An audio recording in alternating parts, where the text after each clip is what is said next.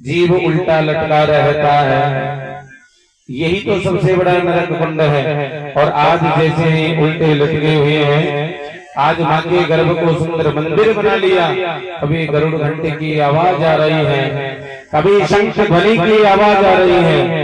और 1 वर्ष नहीं, 2 वर्ष नहीं, जैसे ही 12वां वर्ष चल रहा था, माता पिता परेशान हो गए, भगवान से प्रार्थना की और मेरे नारायण आज प्रकट होकर कहने लगे कि देखो भगवान, तुम इसे गर्भ से बाहर आओ। कहने लगे आपकी माया मुझे घेर लेगी। कहने लगे मेरी माया नहीं घेरेगी। आज भगवान ने सुंदर आशीर्वाद दिया और 12 वर्ष पूर्ण होते और आज विठला देवी से आज गर्भ से बाहर आए हैं और आकर के नाल को कंधे पर रखकर सीधे भड़की और जा रहे हैं। बोले सुखदेव जी महाराज की जय। और जैसे नाल को कंधे पर रखा, बन की ओर जा रहे हैं। पिताजी जोर जोर से चिल्ला रहे हैं, बेटा रुको, बेटा रुको। आज बेटे ने एक नहीं सुना है। यम प्रभजन्तमनोपेदम वेदवत्या वेदा जनो विरहता तर्याज्वाला पुत्रे पितरमया तम सर्वभूत हृदयं मुनिमानतोऽस्मि। आज बेटा नहीं रुका, सीधे कंदराओं में जाकर के निर्गुण ब्रह्म के प्रश्न कर।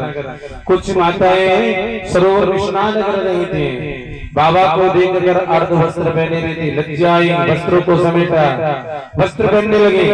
बाबा आश्चर्यचकित में आंखें फाड़ फाड़ के देख रहे हैं, अरे देवी हो, मेरा बेटा जवान निकला, तुमको लज्जा नहीं है, और मेरे जैसे बुढ़े से तुमको लज्जा आ रही है। सभी माताएं एक स्वर में बोली, बाबा तुम शरीर से बुढ़े हो गए हो, पर इंद्रियां तुम्हारी वो जवान की जवान है। इंसान बुढ़ा हो जाता है पर मन बुढ़ा नहीं होता है। मन तो तुम्हारे यौवन अवस्था का सा है और आपका बेटा तो पूर्ण ब्रह्म परमात्मा का रूप है और आप तो साधारण पुरुष हो। जैसा देखोगे, जैसा सुनोगे, वैसे ही भाव प्रकट हो जाएंगे। बाबा काम वासना एक प्रकार से नहीं, 8 प्रकार से होती है। गलत स्वप्न देख लिया, काम वासना, और आंखों से गलत देख लिया तो काम वासना, कानों से गलत सुन लिया तो काम वासना, अंग स्पर्श हो गए तो काम वासना। इसलिए मैथुन क्रिया एक प्रकार से नहीं, 8 प्रकार से है। आज पिताजी अपने बेटे को लाने में असमर्थ रहे और आज पिताजी सीधे कुटिया में आ गए। और आज जैसे ही कुटिया में आए और आज भगवान का भजन करने लगे, मन में सोचा एक बेटा हुआ और वो ही चला गया। इतना कहकर गए, सुत जी महाराज चुप हो गए। 88,000 ऋषिगण कहने लगे, आपने तो जो हमने 6 प्रश्न बताए, गुरु जी कथा सुनाती है तो 6 प्रश्नों का उत्तर दे दो। पहला प्रश्न क्या था? मानव का परम धर्म क्या है? क्या है? जीव के प्रति दया करनी चाहिए, जैसी सामर्थ्य हो वैसा धर्म करना चाहिए। संसार में आए भला किसी का नहीं कर सकते तो बुरा भी नहीं करना चाहिए। जो जीव ने एक जीव के प्रति श्रद्धा होनी चाहिए, ये मानव का परम धर्म है और केवल भगवान का भजन करना है। और यहाँ दूसरा प्रश्न किया था कि मंदिर में जाएं तो किसकी पूजा करें? राम की करें, कृष्ण की करें, राधा कृष्ण करें, माता जी करें, भोलेनाथ करें? सुत जी महाराज करें, यथा तरो मूलनम निसीचना प्रपयन्ति तस्कंद भुजो शाखा। यदि एक वृक्ष सूख रहा है, फलों पर, पुष्पों पर, पत्तियों पर, टहनियों पर, डालियों पर कितना भी जल डाल दो फिर भी वृक्ष हरा भरा नहीं होगा। कहाँ डालना है? कहाँ डालेंगे जल को? जड़ में डाल, जड़ में डाल देंगे तो तना, शाखा, फूल, पत्तियां, फल सब अपने आप हरे हो जाएंगे। इसका भावार्थ क्या हुआ? एक ही साधे सब सधे, सब साधे सब जाए। एक ही की पूजा कर ले तो सबकी पूजा होती है। भगवान अनेक नहीं है, भगवान एक है। द्वितीय ना सभी, दूसरा कोई भगवान नहीं है। जैसे एक पुरुष होता है, माँ के पास जाता है तो बेटा, धर्मपत्नी के पास जाता है तो पति, बहन के पास जाता है तो भाई, और कहीं मामा बन जाता है, कहीं फूफा बन जाता है, कहीं जीजा बन जाता है, कहीं पावना बन जाता है, और कहीं पटेल हो जाता है। एक ही पुरुष और उसके अनेक रूप हो जाते हैं। वैसे भगवान एक है, उसके रूप अनेक हैं। अनन्या चिंतयन्तो माये जना पर्युपासते केशामे युगारा योगक्षेम वहाम्यः। अनन्य भाव से भगवान का चिंतन करना चाहिए। आज कहने लगे कि आपने जो तीसरा प्रश्न किया, भगवान के कुल कितने अवतार हैं, कि दशरथ नंदन राम कहाँ से हो गए, देवकी नंदन कृष्ण कहाँ से हो गए। कहने लगे भगवान धरा धाम पर अवतरित होते हैं, अंतर ध्यान होते हैं। कुल कितने अवतार हैं? एक नहीं, दो नहीं, कुल 24 अवतार हैं। भगवान का पहला अवतार कौन सा है? सनत सनंदन सनातना चौथे सनत कुमार। देखो यहाँ दो चीजें हैं, एक तो होते हैं देवता और एक होते हैं भगवान। भगवान नारायण के अवतार। भगवान नारायण के कौन कौन से रूप हैं वो सुन लो। देवता तो अनेक है, वरुण भी देवता है, अग्निदेव भी देवता है, इंद्र भी देवता है, वसु देवता अलग होते हैं। पर भगवान नारायण का रूप कौन कौन से रूप में अवतरित हुआ? 4 भाई हैं, वो भगवान का प्रथम अवतार है। दूसरा अवतार है वराह अवतार, जिसको हम शुक्र का अवतार कहते हैं। जब विष्टा का कोट लगा दिया था हिरणाक्ष ने, तो भगवान वराह बनकर आए थे। भगवान का तीसरा अवतार संत नारद जी। नारद जी हैं, वो भगवान का ही अवतार है। भगवान का चौथा अवतार है नर नारायण। जानते हैं नर ही नारायण। फिर कहते हैं महाराज प्रत्येक नर में नारायण है क्या? जिस नर के अंदर दया है, श्रद्धा है, प्रेम है, वो नारायण का रूप है। और जिनके अंदर क्रोध है, अहंकार है, वो नर के रूप में तो है, पर उसकी वृत्ति राक्षस जैसे नर के रूप में तो है, परंतु उसकी वृत्ति कैसी है? राक्षस जैसी है। भगवान का 5वां अवतार कपिल देव भगवान, जिन्होंने अपनी माँ को सुंदर ज्ञान दिया है। भगवान का 6वां अवतार दत्तात्रेय जी महाराज, जिन्होंने जीवन में 24 प्रकार के गुरु बनाए। भगवान का 7वां अवतार यज्ञ भगवान, जो हवन यज्ञ करते हैं, यज्ञ ही नारायण है, नारायण ही यज्ञ है। भगवान का 8वां अवतार ऋषभ देव जी, जो जैनों के प्रथम तीर्थ करो हैं। भगवान का 9वां अवतार प्रभु जी है, जिन्होंने 100 यज्ञ करने का संकल्प किया। 99 में ही घोड़े को इंद्र ने सुला दिया। भगवान प्रसन्न होकर आए, 10,000 कानों की श्रवण शक्ति मांगी है। और भगवान का 10वां जो अवतार है मत्स्य अवतार है, जिसको मीन भगवान भी कहते हैं। राजा सत्यव्रत राजा हुए, जिनकी आकांक्षाओं को पूरी करने के लिए अहंकार हो गया था राजा को, मैं ही भगवान से कम नहीं है। उनको ये पता नहीं भगवान किस रूप में आ जाए। तो एक छोटी सी मछली बनकर जैसे सरोवर में हुए और जैसे जलांजलि दे रहे थे, हाथ में आ गए राजा सत्यव्रत के और कहने लगे राजन मैं बड़ी दुखी हूँ, मुझे यहाँ मगरमच्छ खा जाए, ऐसी जगह ले चलो जहाँ मैं सुरक्षित रहूं। राजा ने कहा किसने पुकार किए, तो मेरा काम है धर्म का। अपने महलों में लाए ऐसे पात्र में, एक रात में बड़ी हो गई, मैं बड़ी दुखी हूँ, मुझे बड़ा पात्र चाहिए। एक दिन इतना विशाल रूप बनता गया कि समुद्र में भी डाला तो समुद्र से भी बड़ी हो गई। कहने लगे राजा ने मुझे इससे भी बाहर निकालो। राजा ने सोचा ये मछली नहीं, ये भगवान है। स्तुति की राजा सत्यव्रत ने, और आज सुंदर मछली मीन का रूप धारण करके भगवान नारायण ने उनकी इच्छाओं को पूरी करने के लिए आज भगवान प्रकट हो गए।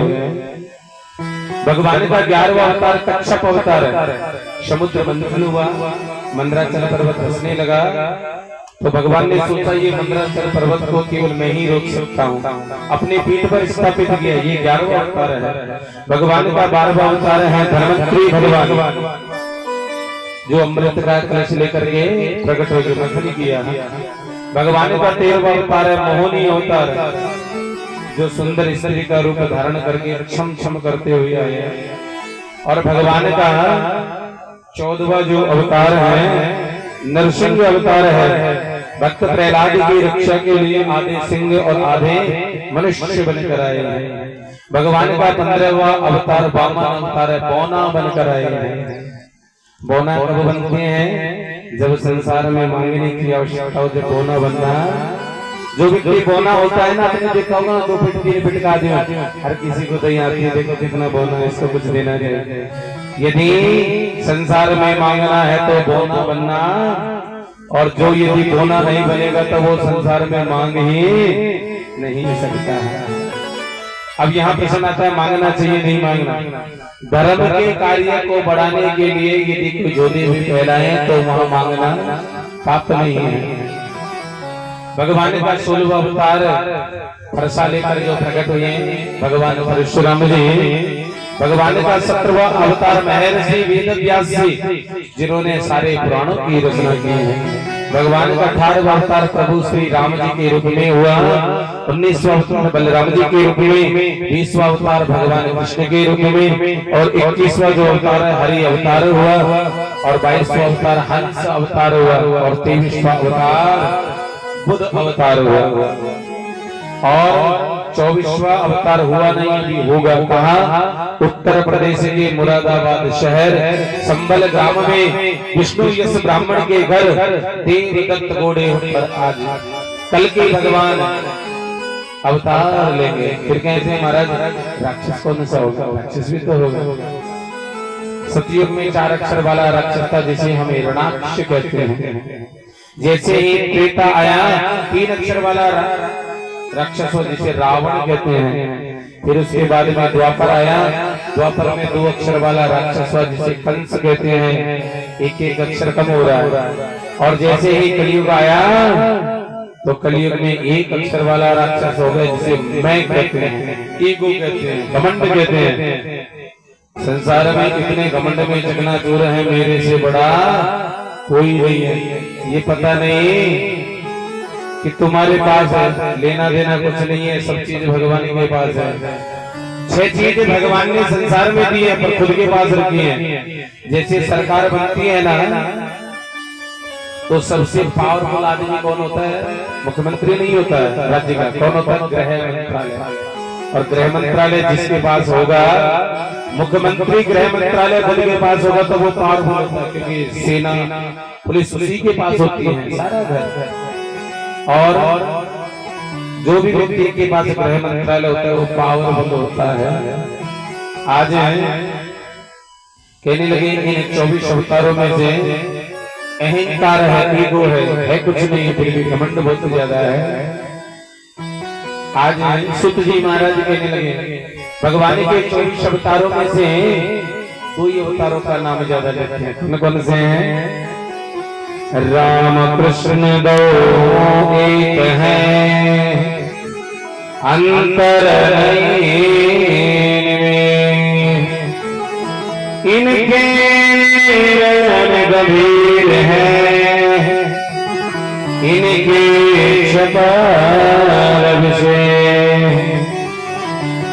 ये राम कृष्ण अलग अलग नहीं है। राम मर्यादा पुरुषोत्तम है और मेरे कन्हैया लीला पुरुषोत्तम। राम संसार के लोगों को मर्यादा में बांधते हैं।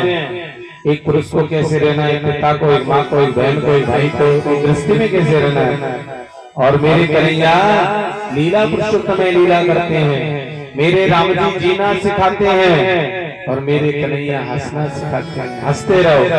भगवान कहते हैं छोटी सी बात पर इतने दुखी मत हो। अरे मेरे को देखो ना, मेरा जन्म जेल में हुआ, और जेल के मारे में डर के मारे, मामा जी के डर के मारे भागा तो गोकुल पहुंच गया। फिर गोकुल से डर लगा मरने का तो वृंदावन भाग गया। वृंदावन से डर लगा, शत्रु पीछे पड़े हुए थे। फिर मैं मथुरा आ गया और मथुरा से डर लगा तो मैंने समुद्र में आकर द्वारकापुरी का निर्माण कर दिया। बताओ कितना भाग था, कितना डर गो। इसलिए भगवान कहते हैं केवल हंसते रहना चाहिए।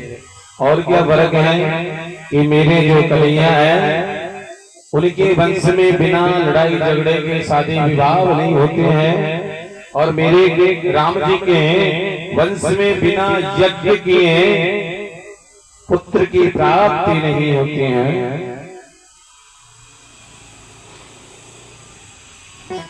सब ध्यान से सुने, ये फर्क है। और क्या फर्क है, मेरे राम जी हैं 14 कलाओं से अवतरित, मेरे कन्हैया 16 कलाओं से 12-16। क्यों? मेरे कन्हैया साहूकार नहीं है, चोर है। राम जी साहूकार है। राम जी कब आए हैं? दिन में आए, और कन्हैया रात में। रात को कौन आते हैं? चोर है। तो साहूकार कब आते हैं? दिन में। और क्या अंतर है? मेरे राम जी हैं 9वीं तिथि को, ये 9 काम अपने आप में पूर्ण होता है। पहाड़ा बोलते देखो 9 है, 8 कांड के एक बार घटता है बढ़ता है। अर्थात सूर्य एक जैसा रहता है, कभी छोटा बड़ा नहीं होता है, और चंद्रमा एक बार घटता है एक बार बढ़ता है। सूर्य में 12 राशियां होती है, इससे हमारी 12 राशियां बनी हुई है। वृष मिथुन कर्क सिंह कन्या तुला वृश्चिक धनु मकर कुंभ मीन। और यहाँ चंद्रमा में 16 रश्मियां हैं, जिनकी 16 तिथियां बन गई। 16 तिथियां कौन कौन सी हैं? ये प्रतिपदा पूर्णमासी से लेकर प्रतिपदा से लेकर के अमावस्या तक जो भी तिथियां होती है 16 तिथि, ये 16 कलाएं हैं भगवान कृष्ण में। आज सुत जी महाराज कहने लगे कि नारायण के पुत्र ब्रह्मा हुए, ब्रह्मा के पुत्र वशिष्ठ हुए, और वशिष्ठ के पुत्र शक्ति के हुए, और शक्ति के पुत्र पराशर ऋषि, और पराशर ऋषि के पुत्र महर्षि वेदव्यास जी हुए, और महर्षि वेदव्यास जी के पुत्र हैं सुखदेव जी हुए हैं। इस कथा को विस्तार से, पहले जितने भी ऋषि थे ना सब विवाह करते थे। क्यों? आज कोई संत विवाह नहीं करता है, फिर संसार में गंदगी फैलाता है, फिर उसकी पिटाई होती है, लोग उसके ऊपर गलत कार्य की घोषणा कर देते हैं।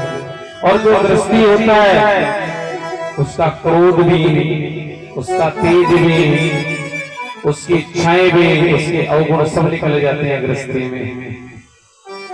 और गृहस्थी का जीवन यापन करके, जैसे धर्मपत्नी जी का मैं जंगल में जाकर भजन करूंगा, और जैसे भजन करने लगे और भजन करते करते उनको समय बहुत बीत गया, और जैसे ही समय बीता धर्मपत्नी की इच्छा जागृत हुई कि हम भगवान का पति की याद आई, और जैसे ही पति की याद आई और आज उन्होंने कहा स्वामी आप समय पर नहीं आए तो हम श्राप देते हैं, आप अपनी बेटी के साथ सहवास करोगे।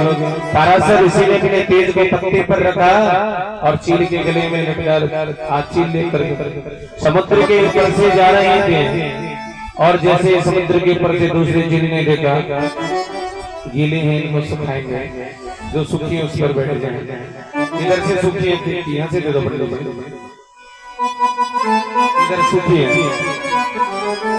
बोले वत्सल भगवान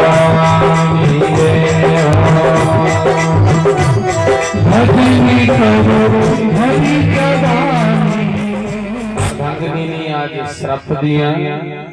आज जो मछली है, जो पाराशर ऋषि का तेज उन्होंने ग्रहण कर लिया, मछली गर्भवती हुई, मछुआरों ने जाल फेंका, मछली पकड़ में आए, और जैसे मछली का विदर्भ किया, एक बेटा एक बेटी हुई। बेटा तो राजा ने ले लिया और बेटी मछुआरे ने ले ली। बेटी का नाम मत्स्यगंधा रख दिया। किसके गर्भ से जन्म लिया है? मछली के। तो यहाँ दुर्गंध किसकी आ रही है? मछली के। धीरे धीरे बड़ी हुई। एक दिन पाराशर ऋषि ने सोचा घर चलना चाहिए। अब तो रास्ते में नदी पड़ी, मछुआरे से कहा तुम नाव चलाना भी जानते, धीवर हमें नदी पार करा दो। कहने लगे हमारी तबीयत खराब है, इसलिए हमने कहने लगे तुम्हारी बेटी भी नदी पार करा सकती है। जैसे ये बात कही और बेटी क्या कर रही है, नाव चला रही है।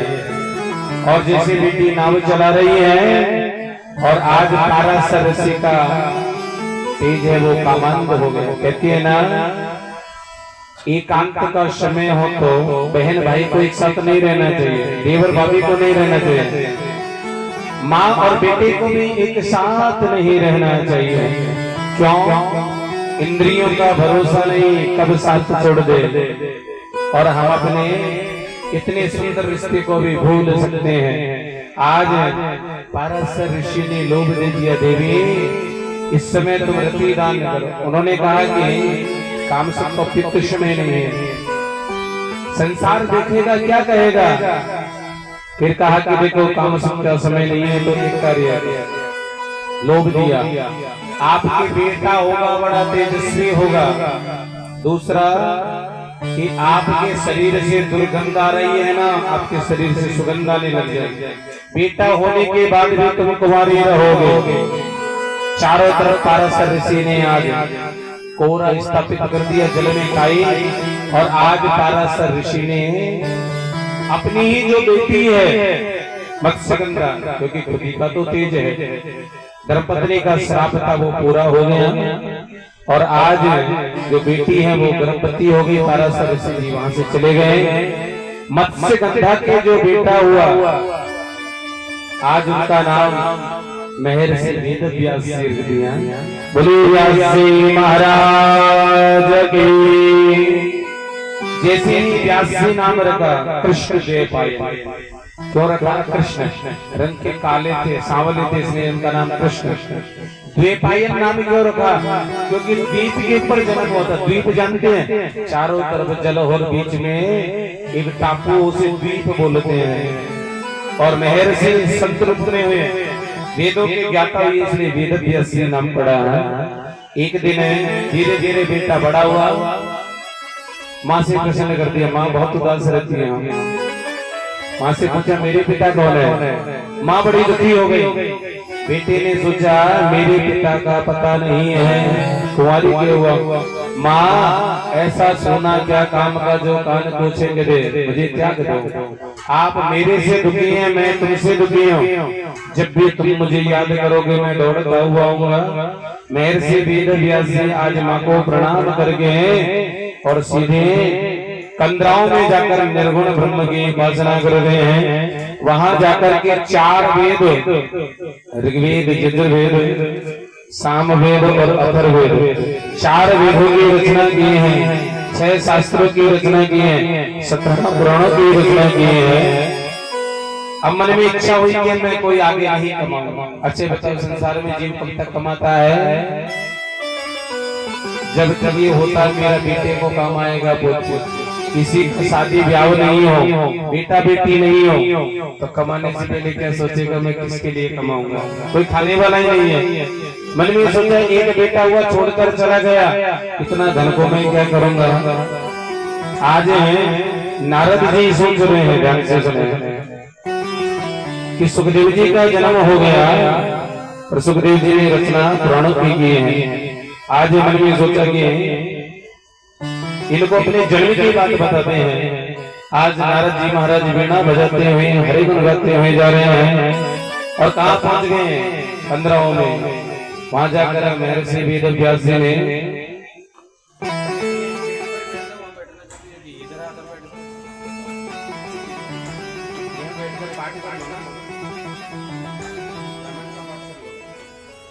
बोलिए भगवान की जय जय श्री राम। आज नारद जी को देखकर बड़े गदगद हो गए। व्यास जी ने सोचा कि नारदो दर्शनमिति नारायणं दर्शन, नारद जी के दर्शन हो गए तो नारायण के कन्या बन हो जाएंगे। कहते हैं ना कि नारद ही भगवान का रूप है। नारद जी को किसने देख लिया, दर्शन कर लिया तो भगवान के दर्शन अवश्य होंगे। एक बार सब ध्यान से सुने, गुरु और चेला थे, सामने भगवान आ गए हैं। और जैसे सामने भगवान आ गए तो चेला ने सोचा गुरुजी के पांव छूं कि भगवान को प्रणाम करो। बड़ा उकसाने लगा किसका करूं धर्म संकट में। भगवान ने इशारा किया पहले गुरुजी को प्रणाम करो। क्यों कि गुरुजी का प्रणाम करेंगे, ध्यान से सुनना, कि गुरुजी के प्रणाम करो क्योंकि गुरुजी के ही कारण आज मैंने तुमको दर्शन दिया है। गुरु गोविंद दोनों खड़े ताकेला बलिहारी गुरु आपकी गोविंद दियो बताई भगवान गोविंद दियो। इसलिए भगवान से पहले गुरु का आज उन्होंने नारद जी ने अपने पूर्व जन्म की कथा सुनाई। कहने लगे व्यास जी मैं कहना नहीं चाह रहा, आपको बता रहा हूँ। आपको पता है मैं पूर्व जन्म में कौन था? किसी को ये नहीं देखना चाहिए मैं आज कहाँ पहुँच गया। अरे भूत को देखो, क्या देखना है कि कल कैसे था, आगे मैं कैसे होऊंगा कोई पता नहीं है। इसलिए व्यक्ति आगे बढ़ता है तो पीछे वाला रास्ता भूल जाता है। नारद जी कहने लगे मैं पूर्व जन्म में एक रामदास बालक था। मेरे पिताजी मुझे छोटे से में छोड़कर चले गए। मेरी मां के सामने बड़ा धर्म संकट था, मेरा भरण पोषण करे कि बेटे का करे। मेरी मां मुझे गोद में लेकर संतों के आश्रम में चले गए। जाकर संतों से कहा महाराज हम आपके आश्रम से अलग से कुटिया बनाकर रहना चाहते हैं, आपकी सेवा करना चाहते हैं। क्या सेवा करोगी? उन्होंने कहा ये सुंदर दरबार है, आश्रम में सुंदर झाड़ू निकाल देंगे, गायों की सेवा कर लेंगे।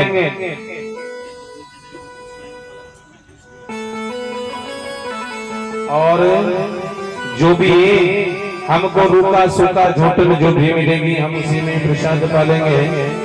जैसे ये बात गई मेरी माँ मुझे आश्रम में रहने लगी और अब रहते रहते बड़ा आनंद आता। संतों की संगति कहते हैं ना जहाँ पर धन नहीं मिले खाना नहीं मिले पर यदि संगति अच्छी मिल जाए तो जीवन सुधर जाता है। और कितने भी अच्छा घर हो और संगत गलत हो गई तो हमारे घर का एक दिन नाश हो जाएगा। संगत का बहुत बड़ा होता है, संगत से ही रंगत आती है। और मैं ऐसी संगत में पड़ गया कि संत हैं रोज कीर्तन करते हैं। कुछ संत चातुर्माश करने के लिए आ गया और बड़ा सुंदर भाव से यहाँ कीर्तन करते हैं। मैं भी आनंद होकर मस्त होकर के कीर्तन करता। ओम नमो भगवते वासुदेवाय, ओम नमो भगवते वासुदेवाय, ओम नमो भगवते वासुदेवाय, ओम नमो भगवते वासुदेवाय।